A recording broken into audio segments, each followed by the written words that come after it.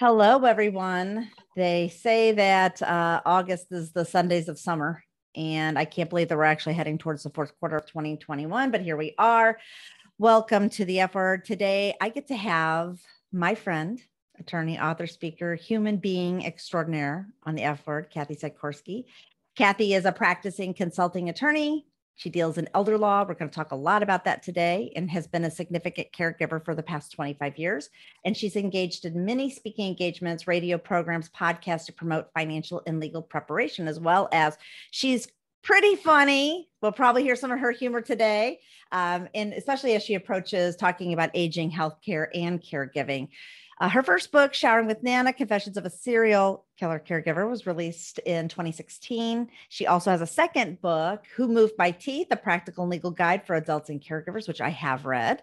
And Cathy is a SheSource expert for the Women's Media Center in Washington, D.C. They have a fabulous newsletter. I tell everybody sign up for it.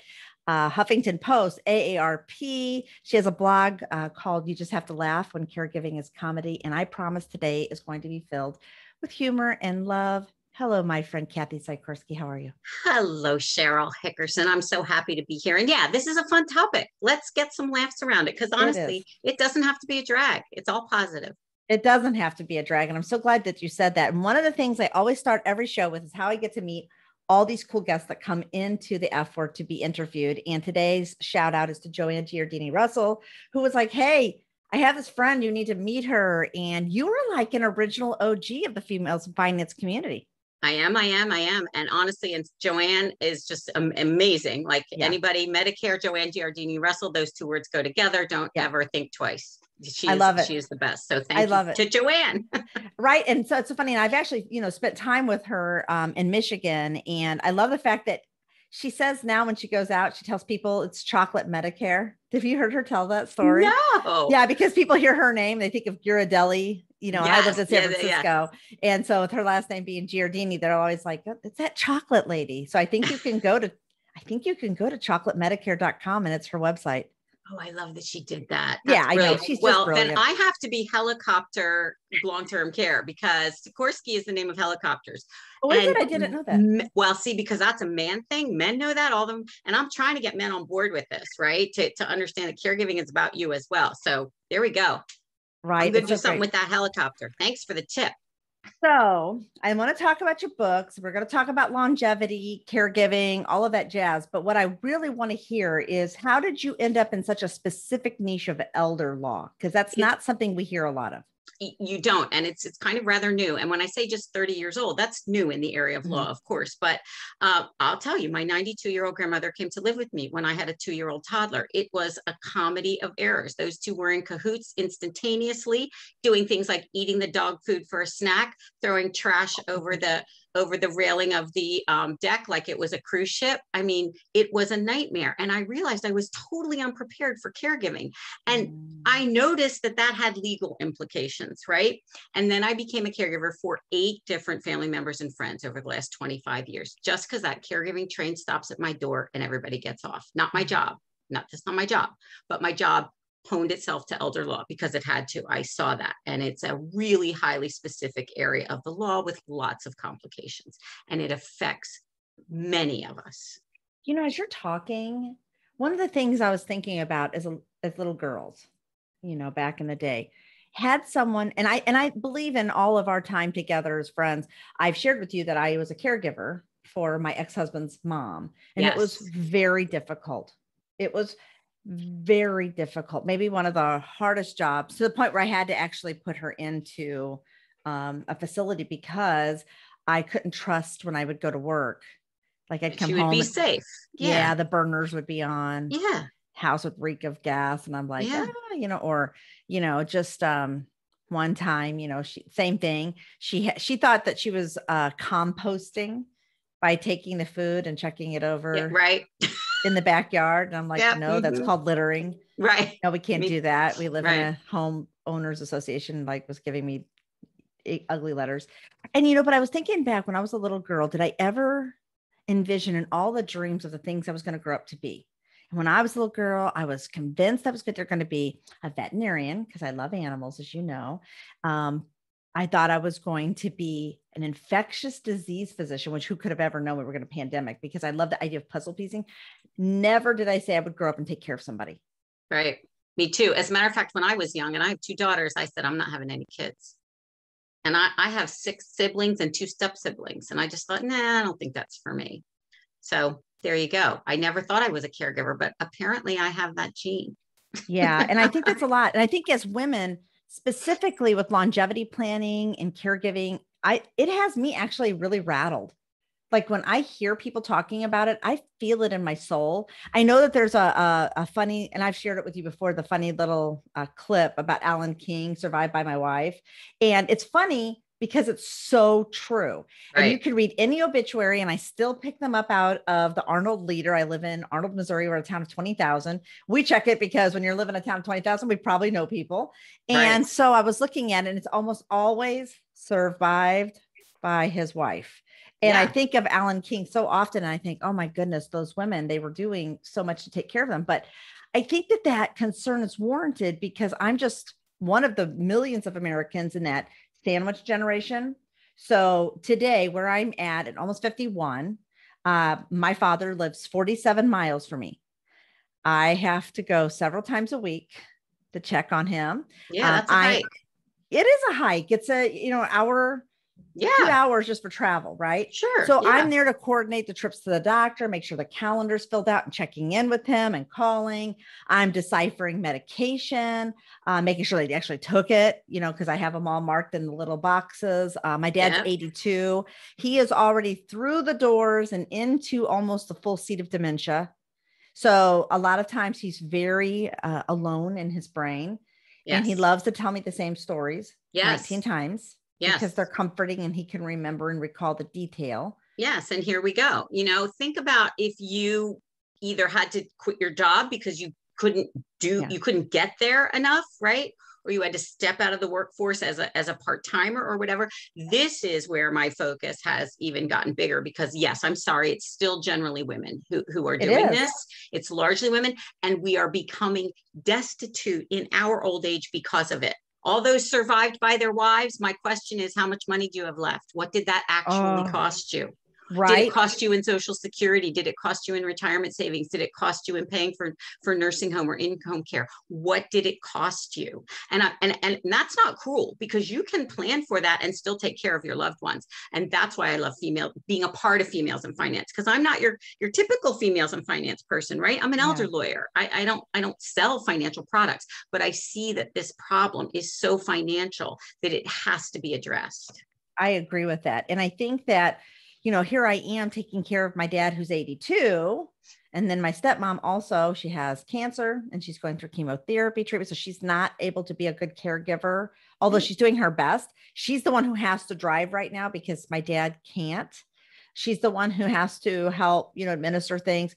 They're at nobody's coming in my house. Oh yeah. And I'm not going to the home. You're going to kill me before I do. I'm being really honest on this podcast. He's like, and let me just say, since we're being really honest, I got to tell you that the percentage of caregivers who die before the person they're caring for is somewhere around 20 to 25% because they can't sustain it. I don't know how old your stepmother is, but if your dad's 82, she's she's mid-70s. Yep. She's not getting any younger every day. None of us are, right? And the strain of that is dramatic on women as we also get older. So and I believe that, she's been taking care of my dad for quite a while. And I think that it just exacerbates all of her the treatments she's supposed to be doing to take care of herself. And it's just, they just keep building on one another. And it's so stressful because a good example of, I'll be very real. I called my dad this week and he can't have a cell phone because he can't hear even with his hearing is so bad. And he doesn't know how to, use the phone. It's too complicated for him right now. And so he has a home phone. We have a landline and I'll call. And because my dad can't hear, he's convinced that it's a telemarketer. And he calls me every name in the book. He's angry and slams the phone down. And, and you're trying to just say, hey, are you good? Did you take your medicine? You're trying to check in. That process is my every 7:30 on Wednesday morning. Daryl Wow. knows exactly where I'm going to be at 7:30 as I'm going to be in the office calling my dad. I generally have to go through 4 or 5 phone calls because I know he's going to hang up on me, even though Because he of knows. because well, I know, and he knows you call it 7:30 or whatever, and he remembers, but because of his dementia, of course, he forgets. But That's it. I'm wondering if you ever, just curious, if you ever set up a signal where I'll call once, hang up, and I'll call back. Did you ever try that? I haven't tried that. And I'll mention that because I'll have to be there. And, this is so funny too. They called this week. We need you to come on Saturday. We have a bunch of bills and things, and I don't know what they mean and say. And I'm like, okay. And Yes, my parents, what time they want me to come, like 7, 8 o'clock in the morning. of 'Cause course, they go to bed at 6 o'clock and get of up at course. 4 in the morning. Never, and so I laugh because I'm always like, can we not make that 10? Can we not make that, And she's like, I'll have a pot of coffee on. You can come and go through all this papers, but we have them all saved. And now my husband, who is a medical professional, comes and he looks at are they ambulating? Are they toileting? Are they doing the activities of daily living? Because that's Daryl's expertise in the past, right? So he's coming around and looking at the house, making sure things are clear. Are they able to get the walkers through? So do you not think that every day I'm not blessed that I have a husband, that this is his specialty? That's incredible because most people don't see those things, right? They're blind to it, not because of any other reason, but that's not a focus. They don't understand that this stuff is important. And that is, as caregivers continue their journey, they get better and better at that, right?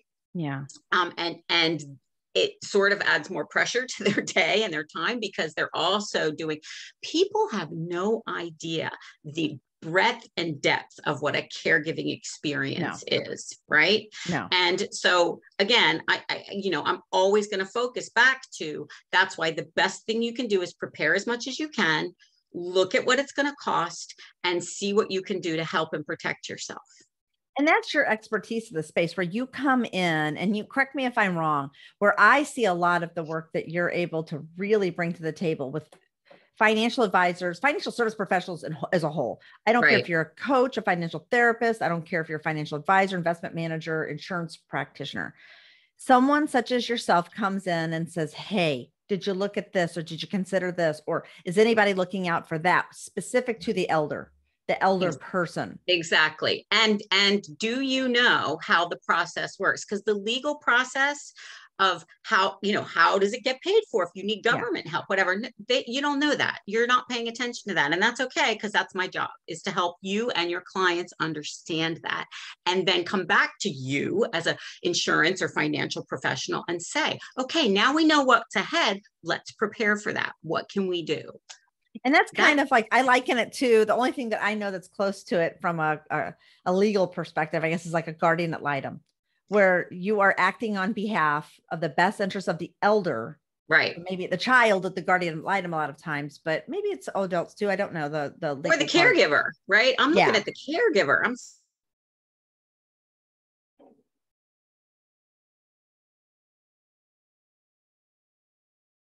Impacts you, right? So yeah, there's two missing links there. Yeah. No, I think that that's really in this sandwich generation person, such as myself. And I think there's lots of us. So I got this going on. Then I have adult children who COVID ravaged their American dreams. They're not owning a home. My 3 younger daughters, they're not owning a home anytime soon. They're Farah is 27 and she's like, here, I've saved all this money. And every time I save, it's the next 10, the 10% goes up each and every time. And she's so frustrated. And then, my daughter, Melissa's got a couple of kids, she can't do it. And then my daughter, Jenna, is on the spectrum and she's just learning how to live outside, but she still comes home. Right. I'm so glad you brought this up, because here's my question to you, and you don't have to answer it, but you can. Have you thought about having a conversation with them about what you think should happen if you get sick? Because you see what you're doing with your parents. Yeah. So I did. I actually sat the kids down. I love you. Well, we did it at Thanksgiving because it's the one time where I can get everybody together. Mm-hmm. And you know what? I'll tell you why. I have to tell a story for you to understand the why. My father, 3 years ago, his brother, my uncle Dennis, passed away. He had cancer. And I had taken my dad down, and I live in Missouri. my, Uncle Dennis lived down near Branson. And so I would drive my dad down, he would visit, and I would drive my back dad. And on the same day, because my dad's got dogs and he can't stay anywhere away from his dogs at the time. So on that trip one time, Daryl and I were in the car. Daryl was sitting in the back seat. I'll never forget this moment.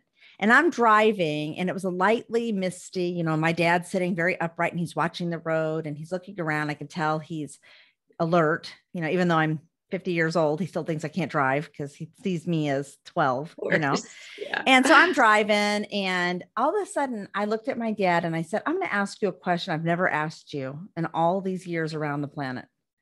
And my dad's looking out the window and goes, what? And I said, you won't tell me anything going on. I mean, I help you with your bills, but you won't tell me anything going on with your estate. Why is that? Like, I don't know if something happened to you today. I don't want it to, but if it did, you're leaving me in a really difficult position of, I don't know. And I have an older sister, and she's not nearly as involved in his stuff as I am. I have a stepbrother. He lives a little closer, but dad calls me. And so I'm like, why is that? And my dad turned to me and goes, what do you want to know?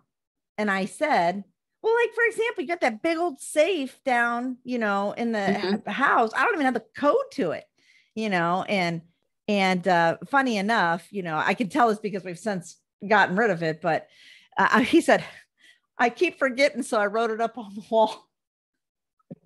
Wow. I looked at him and was like, and Daryl, I saw my husband. He's like, so we went there, we wrote the code down, of course. Okay. So this even goes along with, this is great because this even goes along with Prince. I was watching a show about Prince the other day. Yeah. He has had a vault with this, he has millions of, right. The only reason everybody thought he stopped going in there for like artistic reasons. He didn't want to look at, no, he forgot the code. When he died with no will, I remember that. Everybody's fighting about that. They also couldn't get into the room because he forgot the code, didn't know what it was.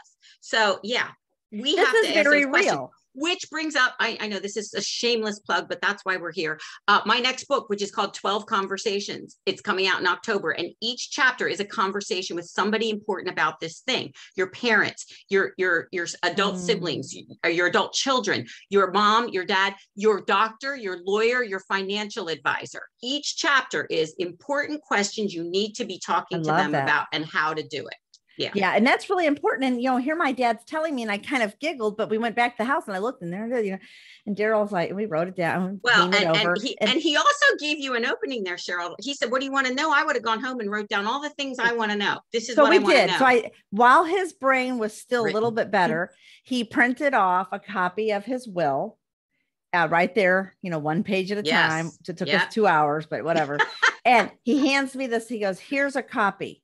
So we took it, put it in the safe. And so now I felt like, but I thought that the awkwardness of the talk to have to go, I don't want you to die, but one day we're going to. So you know what I decided to do? I openly dialogue with my children and say, I will not be here one day. I am going. And I use the words, I am going to die. I'm not going away. I'm not passing away. I'm not just going to be not around one day. I actually used, and I learned that from Joy Laverde. Yeah. I really did. Joy was like, use the right words when you talk to people. And so I say to my children, I am going to die one day. That means I will not be here. And I do not want you to wonder where anything is, what's going on. And when I get to the point where I might not be as mindful of things, it is not your job. I gave you lives to live them. Yeah. My selfish choice of bringing you into this world was never so that it had to be all encompassing to care for me. Right. Exactly. And that's your choice. And every parent is not like that. That, right? Oh, I do. But yes, it's the same thing. And actually, to be honest with you, once in a while, I'll say to my kids, okay, so mommy told you, they're grown. Yeah. Mommy told you where the important papers are. Where are they? And I test them. Right. So yes, but we're aware we're the people who are having this conversation, but oh my God, wait, it was 5 minutes with your dad. What's the deal? He's like, well, what do you want to know? And then, another 20 minutes because it took that long to copy a will. But the bottom line is you broached it. We have to broach these subjects. We have got to get comfortable with being uncomfortable. And I have asked my children, please, if you're ever curious, will you please come to me and say, Mom, I want to know this. Right. And whatever that this is. I would like to know how much life insurance you have. Yes. And not because I think my children are going to off me. Right. I think it's because they want to understand what is the planning arrangement, because lo and behold, it does affect people's estates if you are not honest with them. And I can tell you, as a life insurance underwriter for a very long time, and one of the conversations I had with advisors back in the time is, does the person that you're leaving the money to know that they're getting this money? Yeah. And you would be maybe amazed to find out how many know.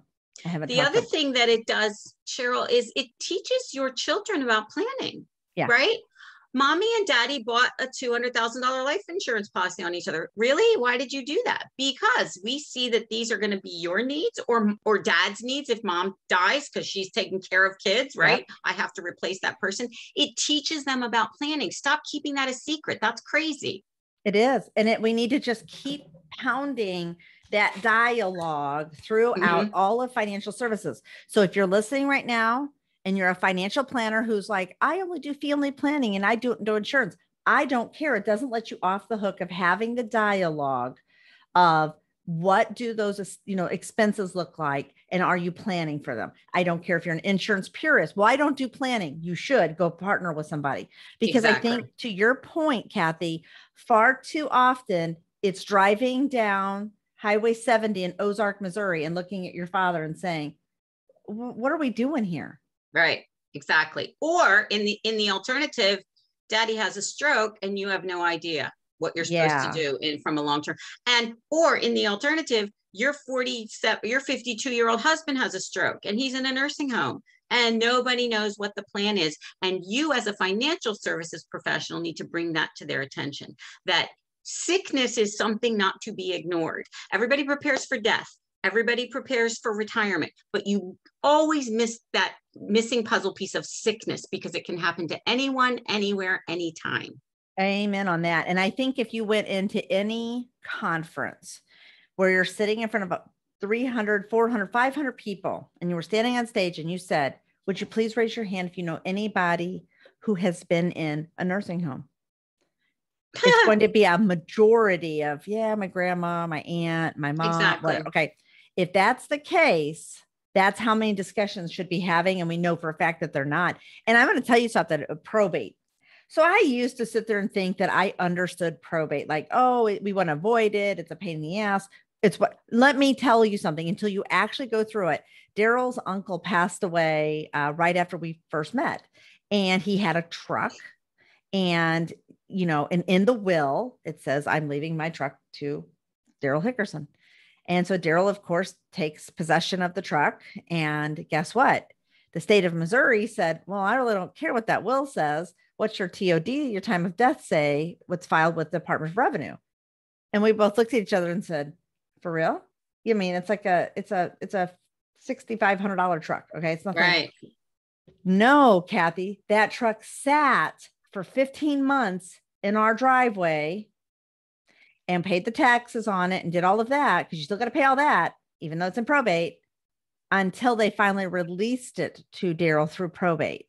And we never envisioned what a pain in the absolute ass it was going to be to go get a truck, because we didn't know that in our state, and then all the states are different, that in our state of Missouri says we do not recognize wills. It's the TOD filed with the Department of Revenue. See, and that's complete. That would never happen in Pennsylvania. That's not how it works. And that's the beauty of that, is that every state is different. And so you've got to be, informed.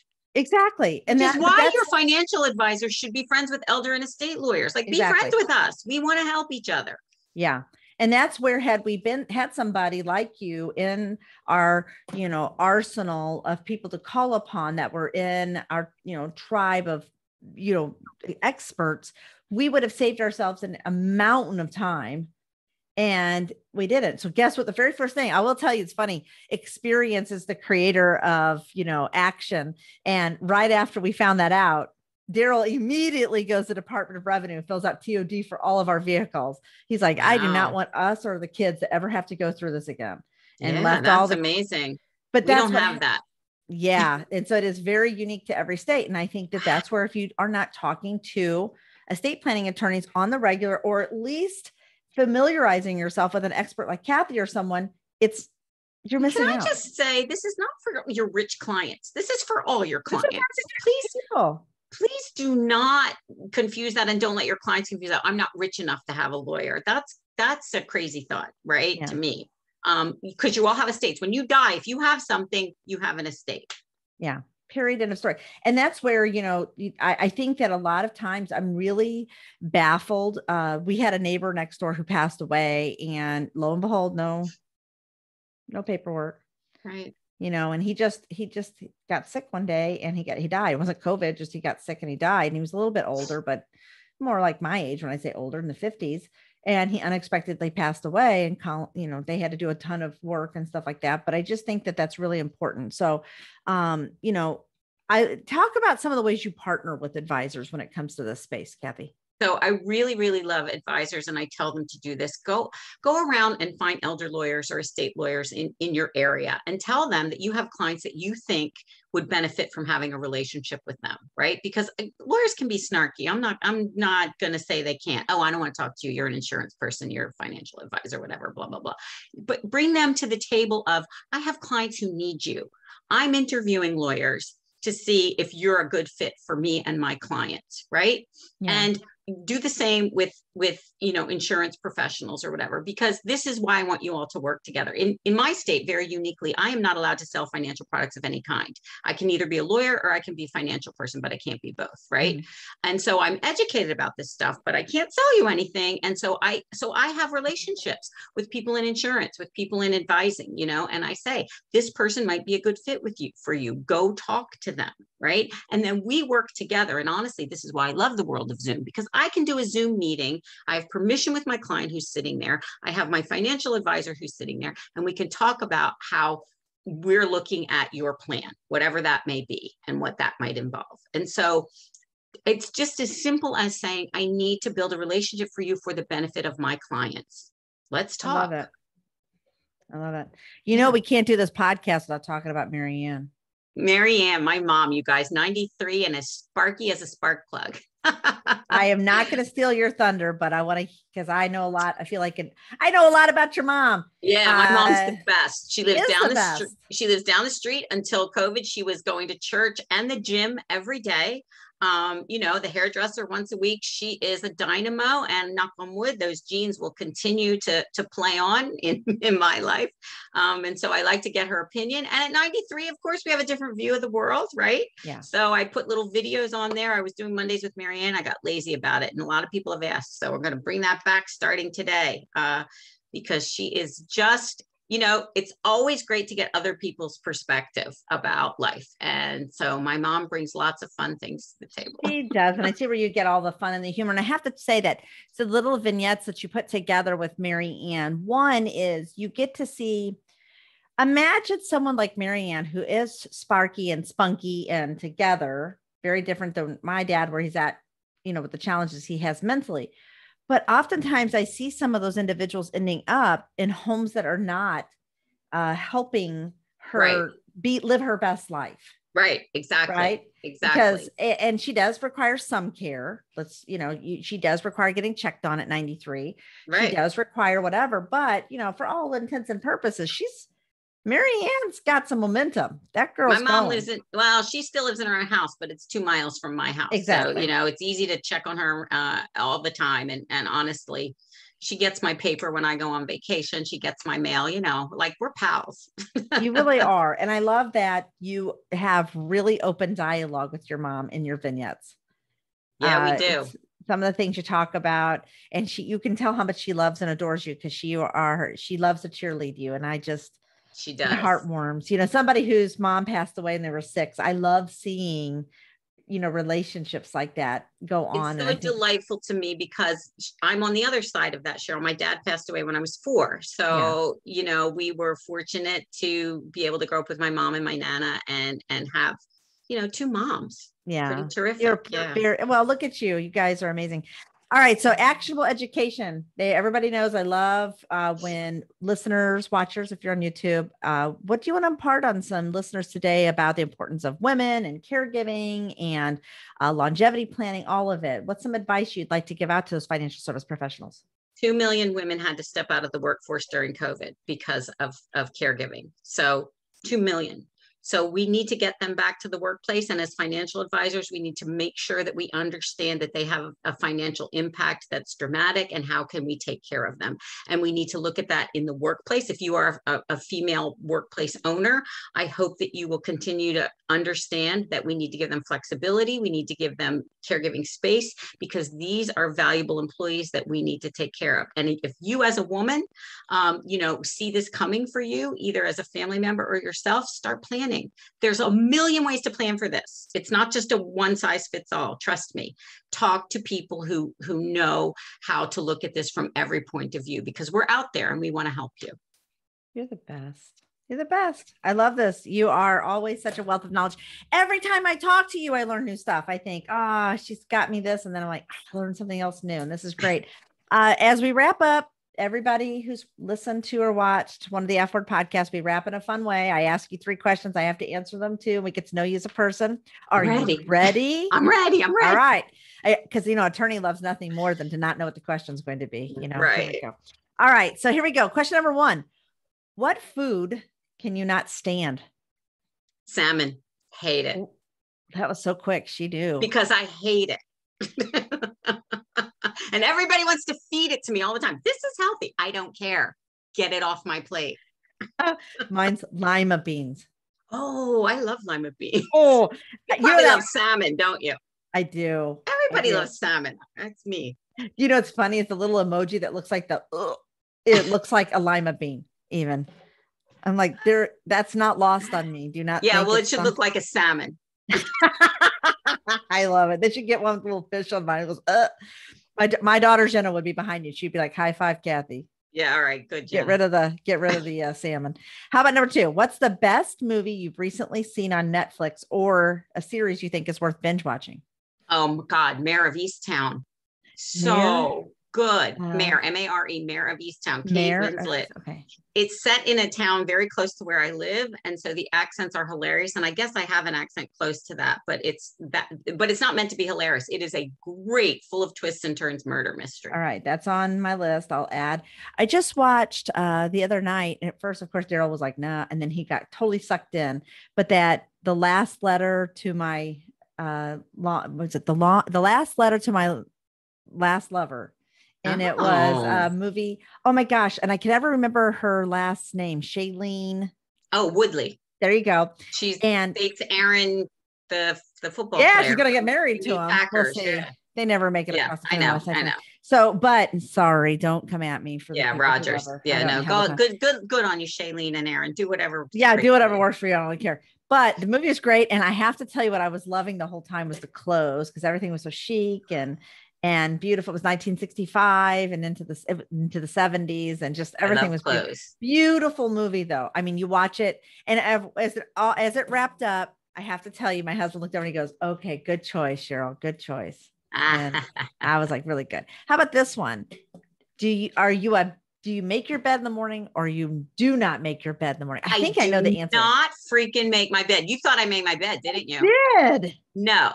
What am I doing making my bed? I don't have time for that nonsense. No. Gosh, you and Daryl. I'm over there. My father was in the service forever. So was mine, but I was only 4 when he died. But oh my Lord. No. Okay, explain to me why that's so important to you. Because my father used to say that a made bed sets the day. Like, it gets you on course. You already have one thing to check off your list that you did right for the day, and I did it. And so here I am. Making beds. Here's the thing. That's not on my list. Well, for the day. Yeah. And see, and it's funny. And for me, when I first met Daryl, I was like, there's something wonderful about like pulling down the fresh sheets to the bed when you get in at night, like it's a routine. Yeah. And he's like, I don't understand. We're just coming back here like 15, 16 hours anyway. I don't really get it, but whatever. If it makes you happy, Sheryl, go back to bed. So you tell Daryl and he's probably listening. So Daryl, my husband's a bed maker, so I totally get you. The problem is he gets out first and I get out second. So you know what? You want to make the bed, go ahead, but I ain't making that bed. You were so funny. I know. I go back. I get up because I'm a morning person and he's not. And I'll go back when he was out. I saw him weeding when we were doing the podcast. I saw him outside weed and I was like, I already made the bed. He knows. Yeah. He knows. Too funny. Too funny. I love these. So what we're going to do is make sure that we provide a link to all the ways to get in touch with you. And, you know, you've just become such an amazing friend, a partner at Females of Finance. I adore you. I adore your work. I respect where you're coming from and where you're going. And I hope that we can do anything and everything to champion your efforts. I appreciate this. The feeling is mutual. It's a love fest. It's a love fest, friends. It is, you guys. It's a love fest. Join us. Join us in our love fest. Females in Finance. They should. For the listeners, I want to thank you for listening to today's episode of The F Word. You can learn more about today's guest. It is Cathy Sikorski. You know that you want to. The topics that we're covering here today, visit the links that we're going to provide on Cathy's episode page. And if you love today's podcast, I know that you did. I want you to please be sure to subscribe and don't keep it a secret. If you share it and use hashtag females and finance in your post, we'll be able to engage with you as well. Please remember that the F Word, it is where females in finance are not dirty words. Thanks for being on the show, Cathy. Thank you.